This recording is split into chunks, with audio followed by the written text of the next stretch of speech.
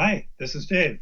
Today we will discuss the second petition of the Lord's Prayer, which is, Your Kingdom Come. Question 123 asks, what does the second petition mean? The answer is, Your Kingdom Come means, rule us by your word and spirit in such a way that more and more we submit to you. Preserve your church and make it grow. Destroy the devil's work, destroy every force which revolts against you, and every conspiracy against your holy word. Do this until your kingdom fully comes, when you will be all in all. This question of what does your kingdom come mean is difficult to confidently answer. First of all, what is God's kingdom? It's a spiritual kingdom. Jesus told Pilate in John 18 verse 36 that his kingdom is not of this world. It makes sense then that God's kingdom is God ruling in our hearts. That is consistent with Psalm 143 verse 10 saying, Teach me to do your will, for you are my God.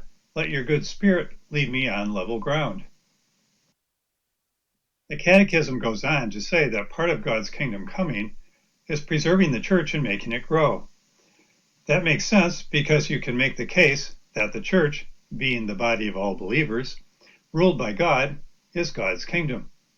Jesus announced that kingdom when he was at Caesarea Philippi, which, as Google points out, was the epicenter of pagan worship. Carved into its cliffs were temples dedicated to the Greek god Pan, where the city gets its name, Panias, as well as a marble temple honoring Caesar. Beneath the temples was a deep water-filled cavern that ancient pagans believed was literally the entrance to the underworld, or the gates of hell. By making his declaration against this backdrop, Jesus was illustrating that his followers were stepping directly into enemy territory to establish a kingdom that even the deepest darkness could not defeat. Jesus says in Matthew 16, verse 18, On this rock I will build my church, and the gates of hell shall not prevail against it. The Catechism goes on to say that we are also asking God to destroy the devil's work. Romans 16 verse 20 says that the God of peace will soon crush Satan under your feet. And 1 John 3 verse 8 tells us that the reason the Son of God appeared was to destroy the works of the devil. And finally, the Catechism says that when God's kingdom fully comes, God will be all in all. We see what this means in 1 Corinthians 15 verse 28. The context is that God has put all things in subjection to Jesus.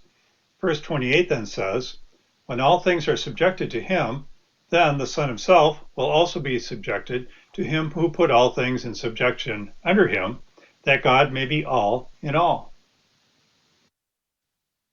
That's today's video.